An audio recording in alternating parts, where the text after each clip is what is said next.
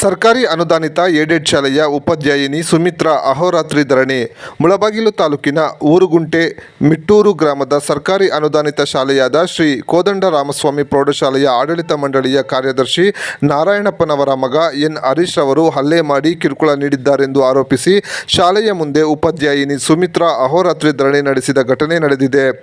ಸ್ಥಳಕ್ಕೆ ಆಗಮಿಸಿದ ಮಾಧ್ಯಮದವರಿಗೆ ಅವರು ಮಾತನಾಡಿ, ನಾನು ಊರುಕುಂಟೆ ಗ್ರಾಮದವಳೇ ಆಗಿದ್ದು ಪ್ರಸ್ತುತ ಬೆಂಗಳೂರಿನಲ್ಲಿ ವಾಸ ಮಾಡುತ್ತಿದ್ದು, ನಮ್ಮ ಊರಿನ ಸರಾಸರಿ ಅನುದಾನಿತ ಏಡೆಡ್ ಶಾಲೆಯ ಆಡಳಿತ ಮಂಡಳಿ ನಮ್ಮನ್ನು ಕಾಯಂ ಮಾಡುತ್ತೇವೆ ಎಂದು ನೀಡಿದ್ದ ಆಶ್ವಾಸನೆ ಮೇರೆಗೆ ನಾನು ಕಳೆದ 2.5 ವರ್ಷದಿಂದ ಯಾವುದೇ ಸಂಬಳ ಪಡೆಯದೆ ಬೆಂಗಳೂರಿನಿಂದ ನಿತ್ಯ ಶಾಲೆಗೆ ಬಂದು ಗಣಿತ ಪಾಠ ಮಾಡುತ್ತಾ ಬರುತ್ತಿದ್ದೆ. ಆದರೆ ಪ್ರಸ್ತುತ ಅಧ್ಯಕ್ಷರ ತಮ್ಮನ ಮಗಳನ್ನು ನನ್ನ ಸ್ಥಾನಕ್ಕೆ ತರುವ ಉದ್ದೇಶದಿಂದ ನಾನೀಗ ಕೆಲಸ ಬಿಟ್ಟು ಹೋಗಲಿ ಎಂದು ನನಗೆ ವಿನಾಕಾರಣ ಮಾನಸಿಕವಾಗಿ ಕಿರುಕುಳ ನೀಡುತ್ತಿದ್ದಾರೆ ಎಂದು ಆರೋಪಿಸಿದ್ದಾರೆ.